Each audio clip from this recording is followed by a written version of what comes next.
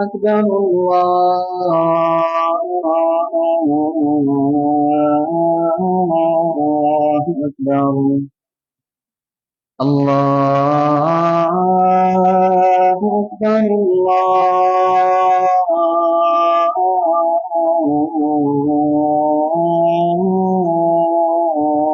أكبر أشهد أن لا إله إلا الله أشهد أن لا إله إلا الله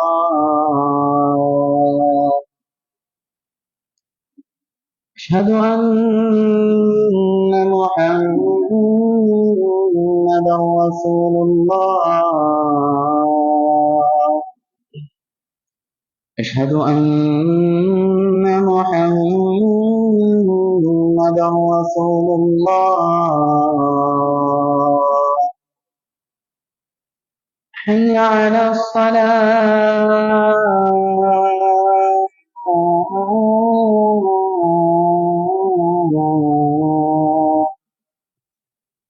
حي على الصلاة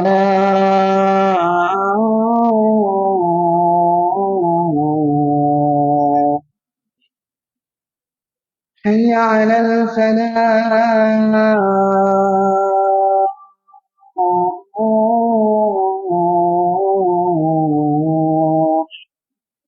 حي على الفلاح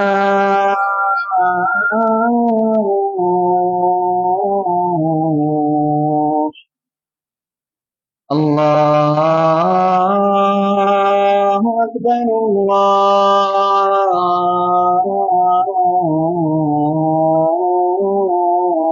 أكبر لا إله إلا الله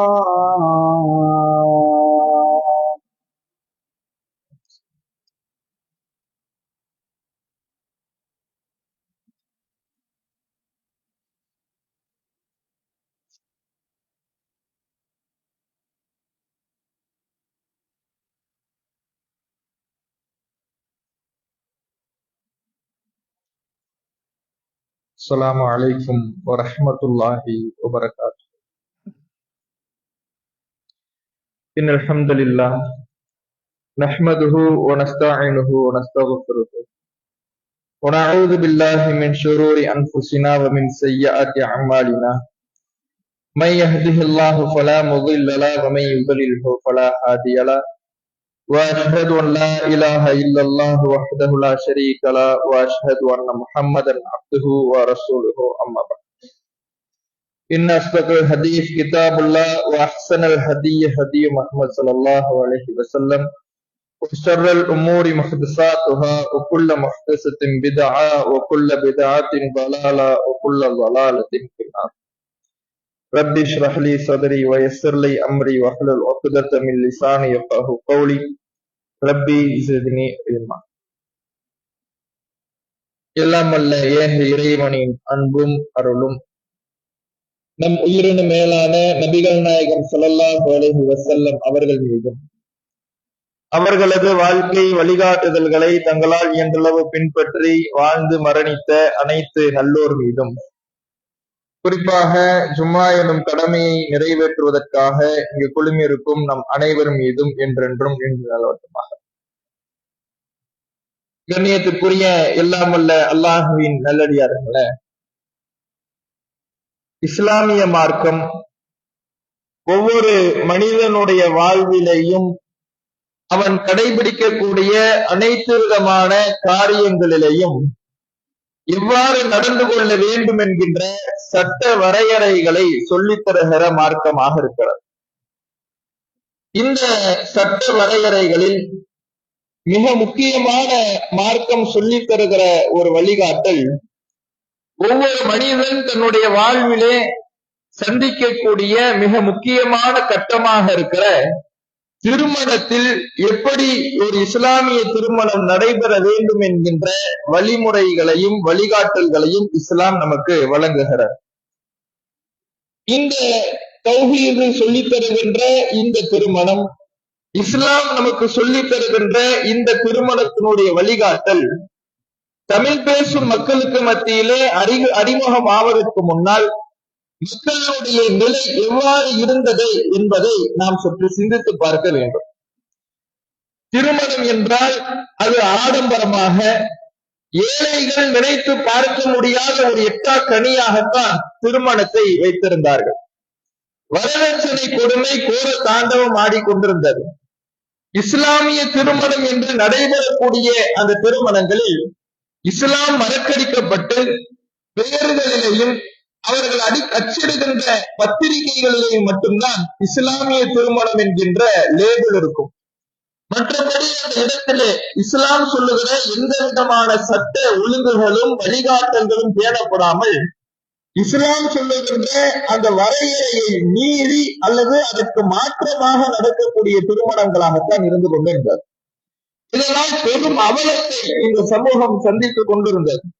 ஒருபுறம் ஒரு சாரார் ஏழை எளிய மக்கள் கரை சேர்க்க முடியாமல் தங்களுடைய பெண் பிள்ளைகளை வைத்து கண்ணீர் வடித்துக் கொண்டிருந்தார்கள். இன்னொரு புறம் ஆடம்பரமாக திருமணத்தை அமைத்து திருமணம் என்றாலே விழா கோலமாகத்தான் நடக்க வேண்டும், பந்தல் பேரணிகள் கட்ட வேண்டும், செலவுகள் அதிகமாக செய்யப்பட வேண்டும், சீர்வரிசைகள் செய்யப்பட வேண்டும், விருந்துகள் பல மக்களுக்கு வழங்கப்பட வேண்டும் என்கின்ற நிலையை வைத்ததினால் அது அனைத்தும் பல பாவங்களை நோக்கி மக்களை தள்ளக்கூடிய வட்டியில் வீழ்த்தக்கூடிய ஒரு காரியமாக இருந்து வந்தது. இது போன்ற ஒரு சூழலில் தான் தௌஹீது பிரச்சாரம் மக்கள் மத்தியிலே எடுத்துரைக்கப்பட்டு இந்த இஸ்லாத்தின் அடிப்படை கொள்கையான தௌஹீது கொள்கை நமக்கு திருமணத்தினுடைய வழிமுறையாக என்ன வழிமுறையை சொல்லி தந்திருக்கிறது என்பதனை மக்கள் மத்தியிலே எடுத்துரைக்கப்படுகிறது. நபி வழி திருமணங்கள் மக்கள் மத்தியிலே அறிமுகமாகிறது. இதுவரை நாம் செய்து வந்திருந்த இஸ்லாம் என்று இஸ்லாமிய திருமணம் என்கின்ற பெயரில் நாம் நடைமுறைப்படுத்திக் கொண்டிருந்த திருமணங்கள் எல்லாம் இஸ்லாத்துக்கு மாற்றமான இஸ்லாம் சொல்லாத வழிமுறைகளில் நடக்கக்கூடிய திருமணங்கள். நபி வழி திருமணம் என்றால் இதுதான் என்று அவர்கள் மத்தியிலே அறிமுகம் செய்யப்பட்டது.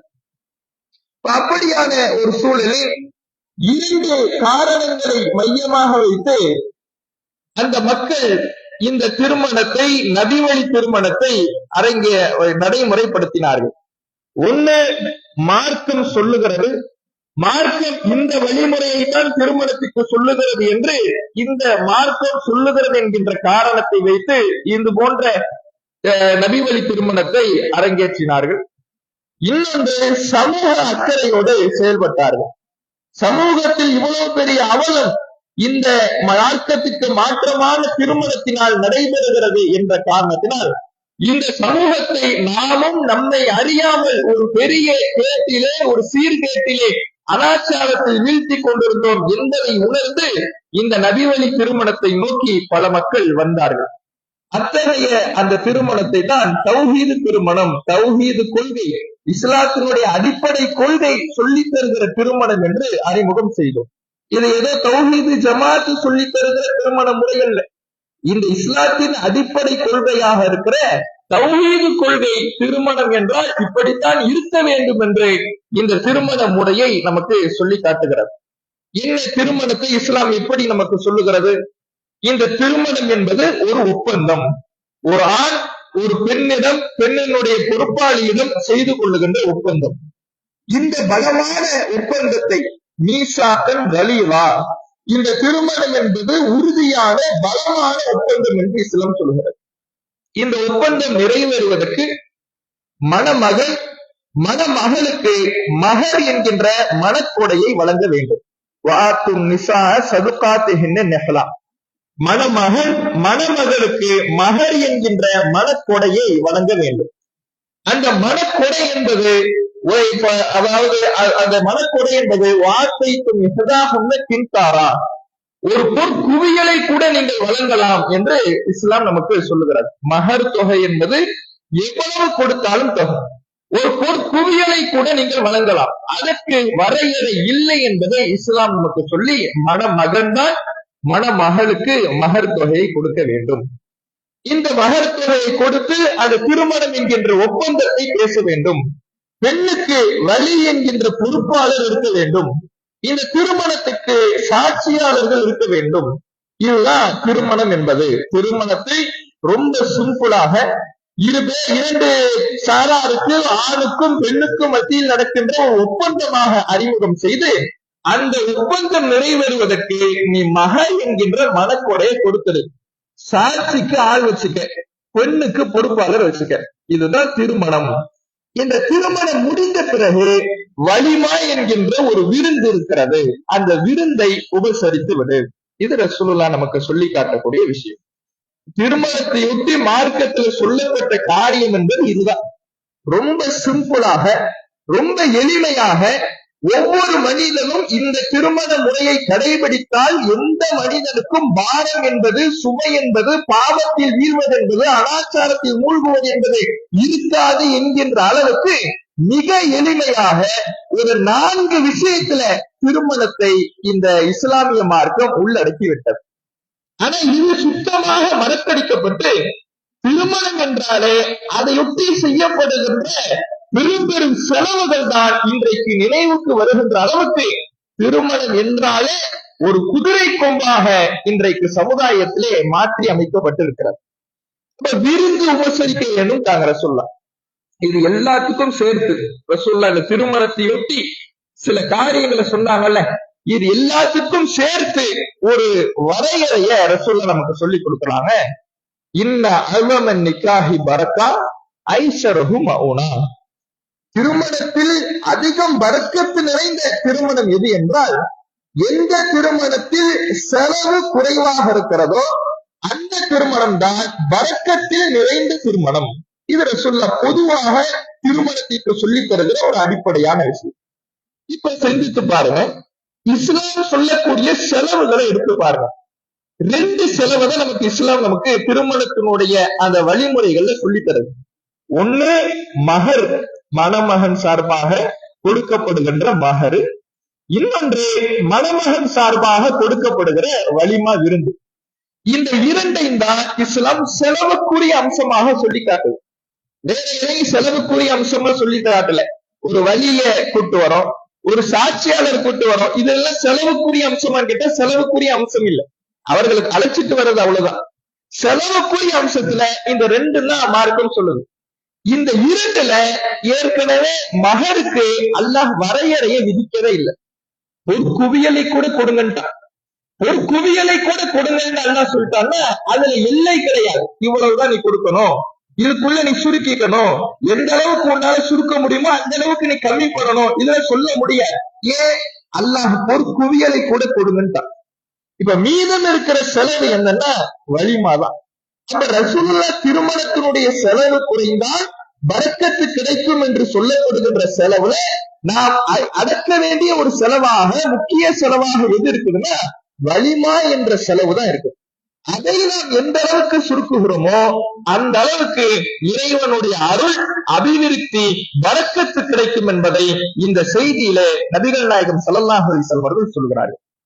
சற்று யோசித்து பாருங்கள். திருமணத்தில ஒவ்வொரு இஸ்லாமிய குடும்பமும் எதிர்பார்ப்பது பரக்கத்தை தான். ரசூலுல்லாஹ் அதைத்தான் நமக்கு சொல்லி கொடுத்தாங்க. ஒரு மணமக்களை ஒரு திருமணத்துல போய் கலந்துக்கிறோம், ஒரு நிக்காஹ்ல போய் கலந்துக்கிறோம். அந்த மணமக்களை வாழ்த்துவதற்கு ரசூலுல்லாஹ் நமக்கு சொல்லி கொடுத்த துஆ என்ன? பாரக்கல்லாஹு லக வ பாரக அலைக வ ஜமா பைனகுமா ஃபீ கைர். இறைவா, இவர்கள் இருவருக்கும் பரக்கத்து செய், உங்கள் இருவரையும் அல்லாஹ் பரக்கத்து செய்வானாக, நன்மையிலே உங்கள் இருவரையும் கூட்டாக்கி வைப்பானாக என்று மணமக்களை வாழ்த்துவதற்கு ரசூலுல்லாஹ் எதை மையமாக அடிப்படையாக நமக்கு சொல்லி தந்திருக்கிறாங்கன்னா பரக்கத்தை கேளுங்க, அவங்களுக்கு அல்லாஹ்வுடைய அருளை கேளுங்கள், அல்லாஹ்வுடைய அபிவிருத்தி அவர்களுக்கு கிடைக்க வேண்டும் என்று பிரார்த்தனை செய்யுங்கள். அப்ப திருமணத்தின் மூலமாக மணமக்களுக்கு, கணவனுக்கும் மனைவிக்கும் பரக்கத்தை கேட்க வேண்டும் என்று ரசூலுல்லாஹ் நமக்கு சொல்லிக் கொடுப்பதிலிருந்தே இந்த திருமணத்தில் மிக முக்கிய அம்சம், ஒவ்வொரு இஸ்லாமிய குடும்பமும் திருமணத்தின் மூலமாக எதிர்பார்க்க வேண்டிய விஷயம் பரக்கத்து தான், அபிவிருத்தி தான்.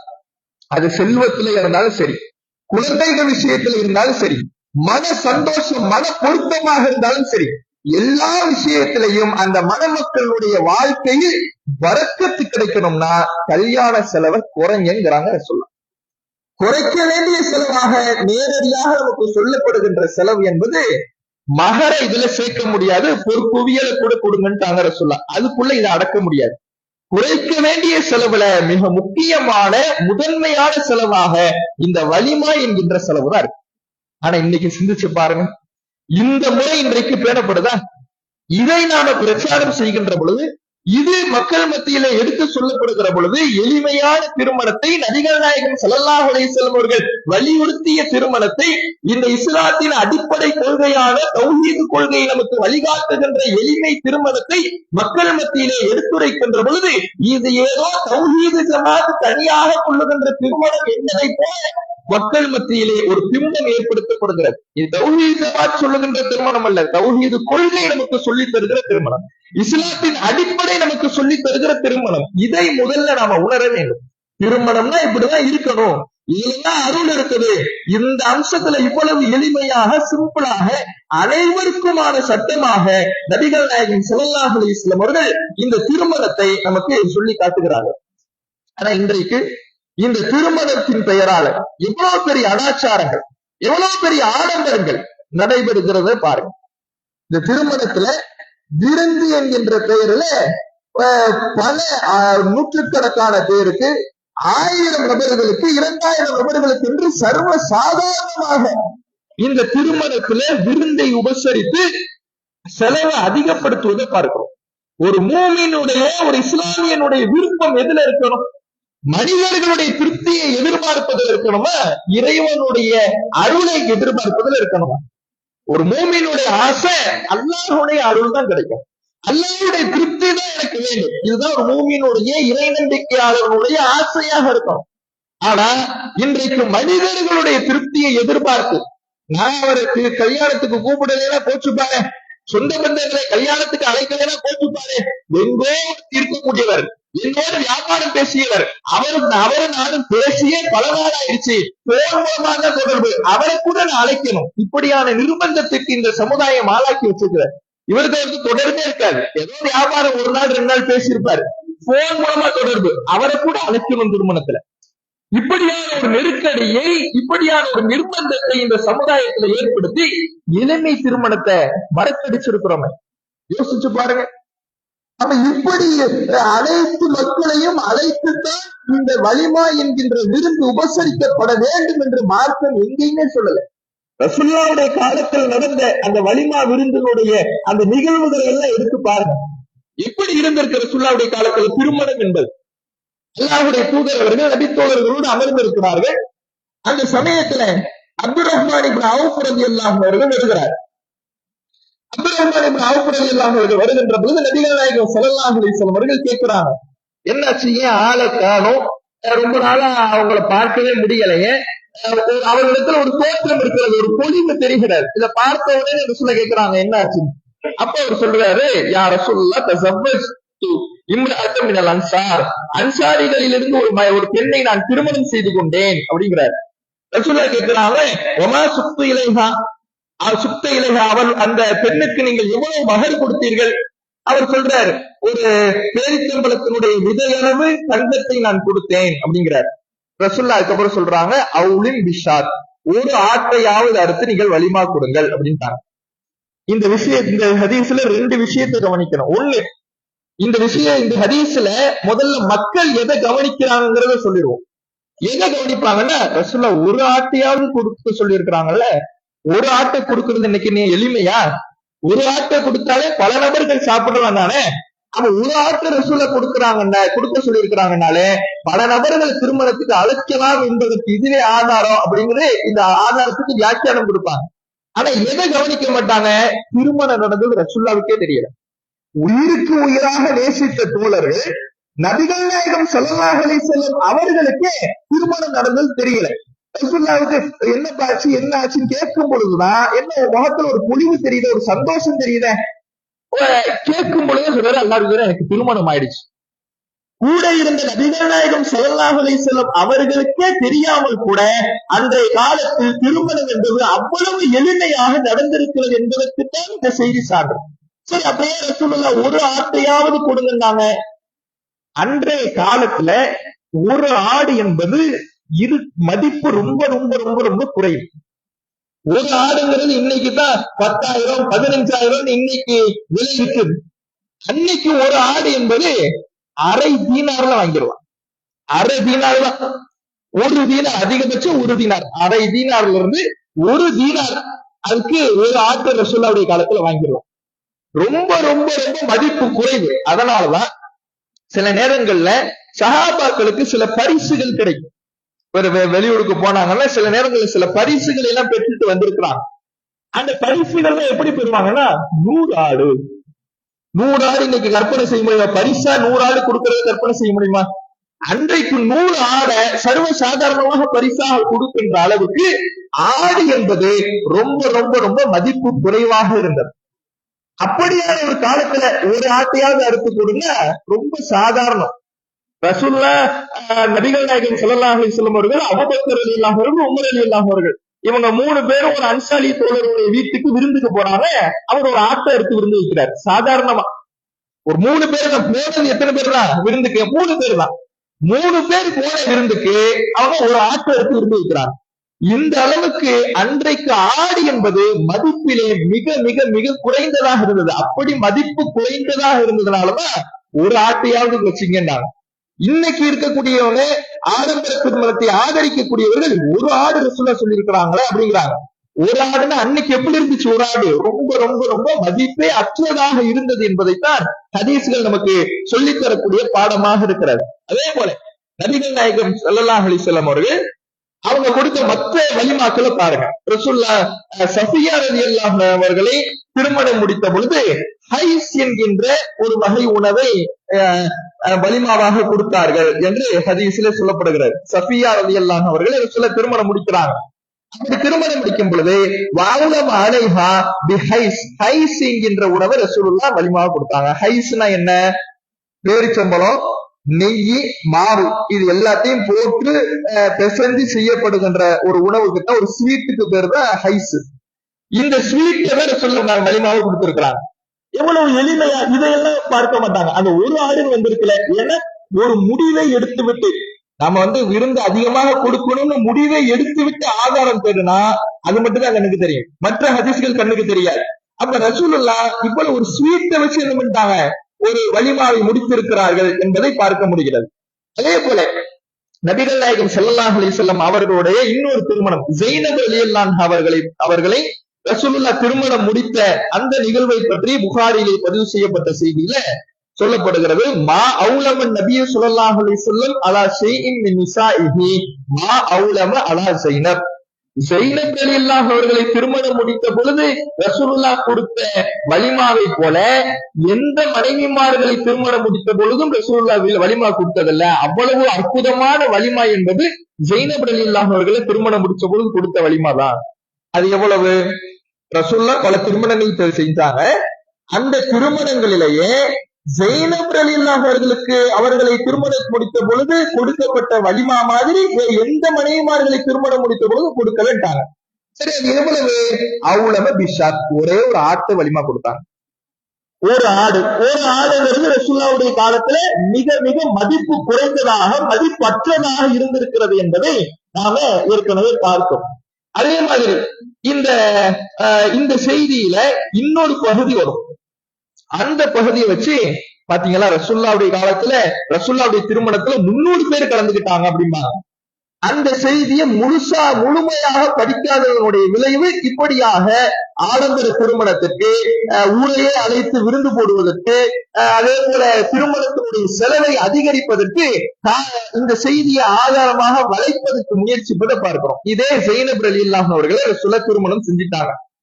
திருமணம் செஞ்ச பிறகு உம்மு சுலைம் ரலியல்லாஹு அவர்கள் தன்னுடைய மகனார் அனஸ் ரலியல்லாஹு அவர்கள்ட்ட சொல்றாங்க, லவ் அஹ்தைனா லி ரசூலுல்லாஹி ஸல்லல்லாஹு அலைஹி வஸல்லம் ஹதியா, நாம ரசூலுல்லாஹ்வுக்கு ஒரு அன்பளிப்பு கொடுக்கலாமாங்கறாங்க. திருமணம் முடிஞ்சிருச்சு. திருமணம் முடிஞ்ச தெரிஞ்சவங்க எல்லாம் சாப்பாடு கொடுப்பாங்கல்ல, உணவு கொடுப்பாங்கல்ல, அது மாதிரி ரசூலுல்லாஹ்வுக்கு நாம அன்பளிப்பாக கொடுக்கலாமா ஏதாவது அப்படின்னு தன்னுடைய மகன்கிட்ட கேட்கிறாங்க. மகன் அனஸ் ரலியல்லாஹு அவர்கள், இப்ப அலி அப்படின்னா ஏதாவது செய்யுங்க அப்படிங்கிறார். உடனே இவங்க அந்த ஹைஸ் என்கின்ற உணவை செய்யறாங்க. ஏற்கனவே பார்த்தோம்ல ஹைஸ், அதாவது பேரித்தம்பழம், நெய், மாவு இதையெல்லாம் வச்சு செய்யப்படுகின்ற ஸ்வீட். அந்த ஹைஸ்ங்கிற உணவை பலகாரத்தை இவங்க செய்யறாங்க. செஞ்சு அனஸ் ரலியல்லாஹு அவர்கள்ட்ட கொடுத்து அனுப்புறாங்க. அனஸ் ரலியல்லாஹு அவர்கள்ட்ட கொடுத்து அனுப்புறாங்கன்னா 300 பேர் சாப்பிடுற சாப்பாடை அந்த சின்ன பையனாக அன்னைக்கு இருந்த அனஸ் ரலியல்லாஹு தூக்கிட்டு போக முடியுமா? 300 பேர் சாப்பிடுற சாப்பாடு ரசூலுல்லாஹ் வலிமா போட்டாங்க அப்படின்னு சொல்றாங்கல்ல. 300 பேர் சாப்பிடுறத அனஸ் ரலியல்லாஹு அவர்கள் சின்ன வயசு, அந்த சின்ன பையன் 300 பேர் சாப்பிடுற சாப்பாடு எடுத்துட்டு போவாரா?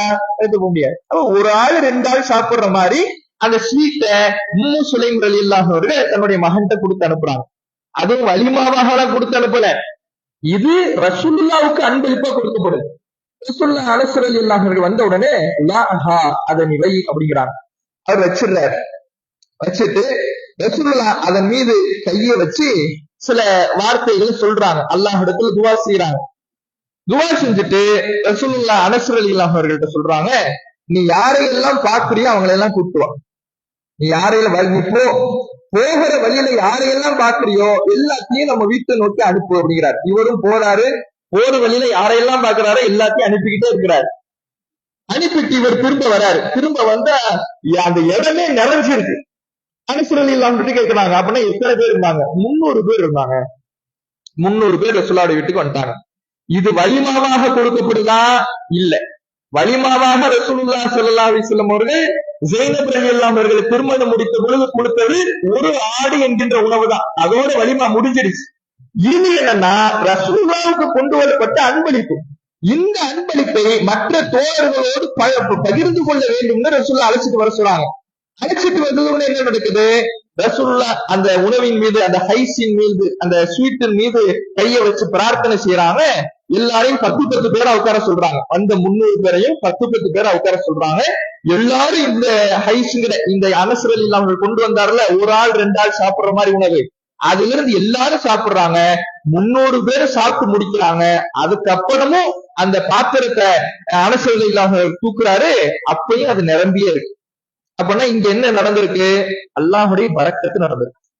ரசூலுல்லாஹ்வுடைய வாழ்க்கையில இது மாதிரி பல நேரங்கள்ல நடந்திருக்கு. அல்லாஹுடைய தூதர்கள்ட்ட ஒரு சொம்பு பால் தான் கொண்டு வரப்பட்டுச்சு. கிட்டத்தட்ட 70-80 பேர் அந்த ஒரு சொம்பு பால்ல இருந்து குடிச்சாங்கன்னு வருது. ஏன்? அங்க அல்லாஹுடைய பரக்கத்து அங்க ஏற்பட்டிருக்கு. இது மாதிரி அல்லாஹுடைய பரக்கத்து வெளிப்பட்ட சம்பவமாகத்தான் இந்த சம்பவம் இருக்கிறதே தவிர நபிகள் நாயகம் கொடுத்த வலிமாவாக இந்த சம்பவம் இல்ல. ரசூலுல்லாஹ் ஸைனப் ரலியல்லாஹு அவர்களை திருமணம் முடித்த பொழுது எந்த மனைவியை திருமணம் முடித்த பொழுதும் கொடுக்காத அளவுக்கு மிகப்பெரிய விருந்தை கொடுத்தாங்கன்னு சொன்னாங்க. அதுவே ஒரு ஆடுதான். ஒரு ஆடுங்கிறது ரசூலுல்லாஹ்வுடைய காலத்துல மதிப்பற்றதாக, மிக மதிப்பு குறைந்ததாக இருந்தது என்பதை நம்ம பார்க்கிறோம். அப்ப வலிமா என்பதை ஒரு பூதாகரமாக ஆக்கி வெளியூர்கள்ல இருந்தெல்லாம் மக்களை வர வச்சு வழங்கப்படுகிற ஒரு விருந்தாக இஸ்லாம் சொல்லி தரல. இன்னைக்கு அதுலதான் நம்முடைய மக்கள் விழக்கூடியதை பார்க்கிறோம்.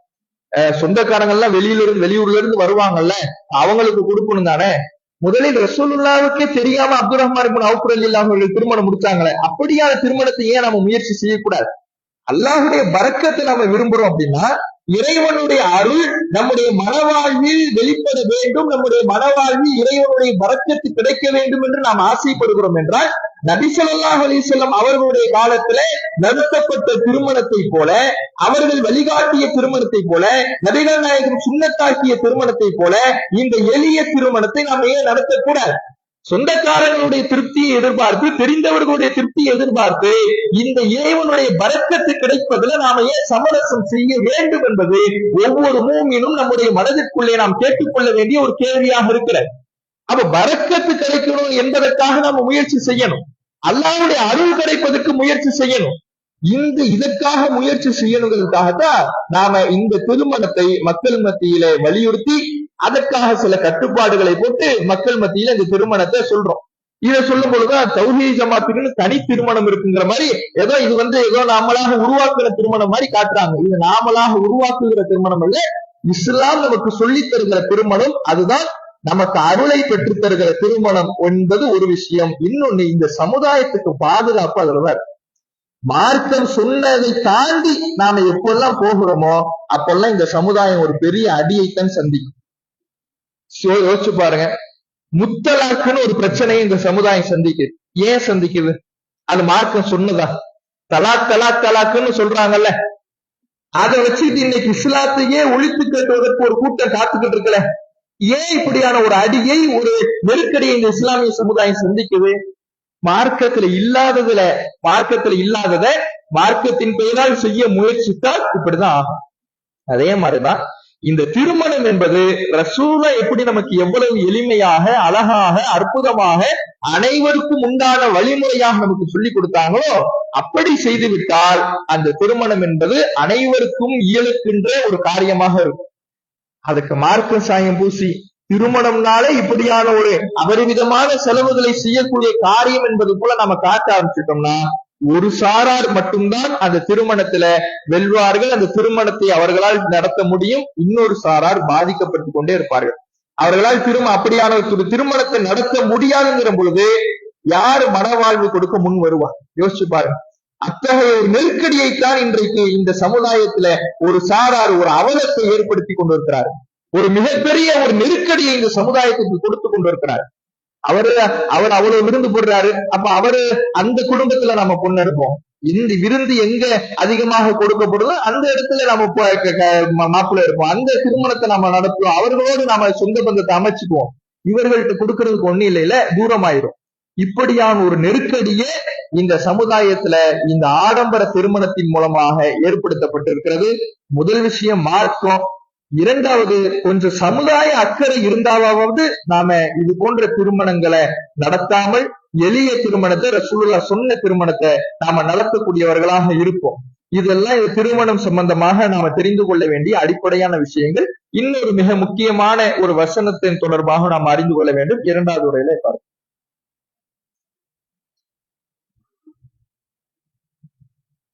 அஸ்ஸலாமு அலைக்கும் வரஹ்மத்துல்லாஹி வபரகாத்துஹு. அல்ஹம்துலில்லாஹி ரப்பில் ஆலமீன்.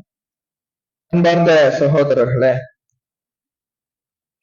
அல்லாஹ் ரப்பல் ஆலமீன் திருமறை குர்ஆனில ஒரு வசனத்தை நமக்கு அடிப்படையாக சொல்லி காட்டுகிறான்.